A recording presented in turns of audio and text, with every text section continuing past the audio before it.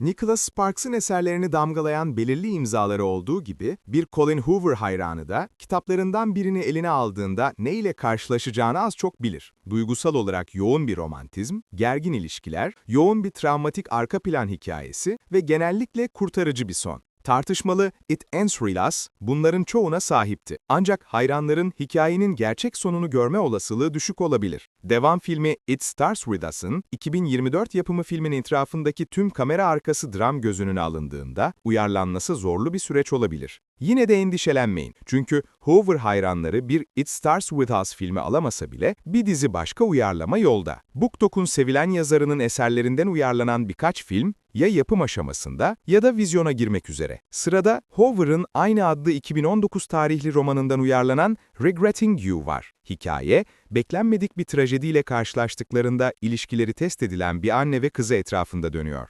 Ve sonrasında ikisinin de bireysel aşk hikayelerini anlatıyor. Get Out yıldızı Allison Williams ve Ghostbusters Afterlife oyuncusu McKenna Grace sırasıyla anne-kız çifti Morgan ve Clara Grant'i canlandırıyor. Ağlak aşklar hakkında bir iki şey bilen Josh Boone tarafından yönetilen Regretting You uyarlaması, çoğunlukla eğlenceli bir romantik drama olsa da mantıksız olay örgüsü noktaları ve merkezi çiftlerden birinin arasındaki genel kimya eksikliği, bunun kesinlikle The Notebook'un bir sonraki versiyonu olmayacağı anlamına geliyor. En büyük sorun, Allison Williams ve Dave Franco'nun kimyasının olmaması. Allison Williams, lisedeki sevgilisi ve şimdiki kocası Chris'ten genç yaşta hamile kalıp 17 yaşında kızı Clara'yı dünyaya getirmek için hayallerini geride bırakan Morgan rolünde harika bir iş çıkarıyor. Girls filmindeki çıkış rolüyle bazı izleyicilere sanki sadece kendi versiyonunu oynuyormuş gibi bir izlenim veren Williams, hak ettiğinden çok daha iyi bir oyuncu. Get Out bunu ilk kez 2017'de kanıtladı. Regretting You çok farklı bir rol olsa da Williams'ın dramatik kaslarını esnetmesi için bolca fırsat sunuyor.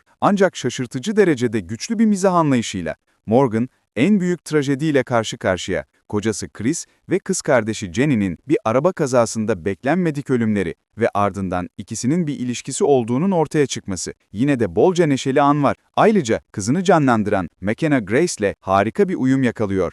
İkili, artık genç bir kızını büyüten eski bir genç anne için doğal ve inandırıcı hissettiren rahat bir uyum içinde. Birbirleriyle harika bir uyum içindeler. Ne yazık ki Williams, Morgan'ın uzun zamandır arkadaşı ve kız kardeşi Jenny'nin bebeğinin babası Jonah'yı canlandıran Dave Franco'yla çok daha az uyumlu. Regretting You, bu ikilinin aşk ilgisi olarak görüldüğü, üzücü bir şekilde pembe dizi havasında bir konu içeriyor. Tam olarak işe yaramıyor. Williams ve Franco ayrı ayrı oldukça çekiciler. Ancak ikisinin birlikteliğinde sönük kalan bir şey var. Bu kritik bir konu. Çünkü aşkları hikayenin tam olarak yarısını oluşturuyor ve Grace'in canlandırdığı Clara karakteriyle aşk ilgisi Miller Adams arasındaki çok daha güçlü kimyayla karşılaştırıldığında daha da belirginleşiyor. McKenna Grace ve Mason Thames'in olağanüstü bir kimyası var. Miller'ı canlandıran Mason Thames harika bir yıl geçiriyor. Ejderhanı Nasıl Eğitirsin'in büyük başarı yakalayan canlı aksiyon yeniden çevrimine liderlik etti ve daha sonra Blumhouse'un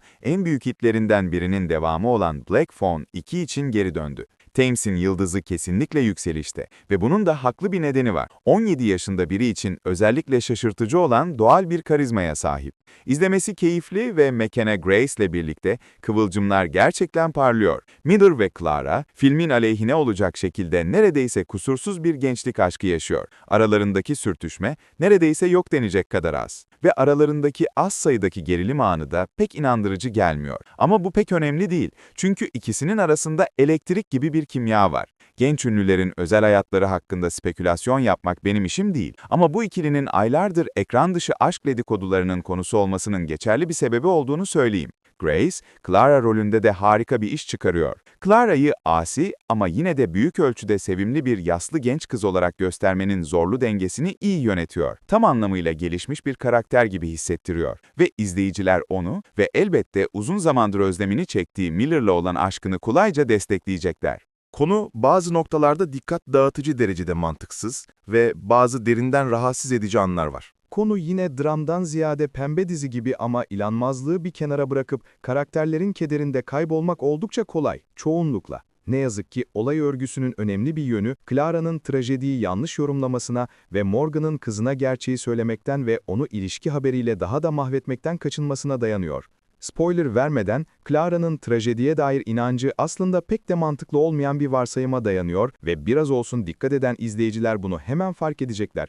Nicholas Sparks tarzı her romantik dramada olduğu gibi, aralarındaki kimya ne kadar iyi olursa olsun, atlatılması zor birkaç basit sahne var. Bunların en kötüsü ise o kadar inanılmaz derecede klişe olan sonu ki sinemada tüm vücudum gerildi. Bazı olay örgüsü noktalarının aşırı kolay çözümlenmesi ve Clara ile Miller'ın zorunlu kaderci aşıklar olay örgüsü noktasının ötesinde, Regretting You, türün hayranları için çoğunlukla keyifli bir izleme deneyimi sunuyor. Tekerleği yeniden icat etmiyor ve mükemmel de değil. Ancak güzel insanların karmaşık romantik dramalar izlemesini seviyorsanız, bu film hayatınızdan 116 dakikayı tatmin edici bir şekilde değerlendireceğiniz anlamına geliyor.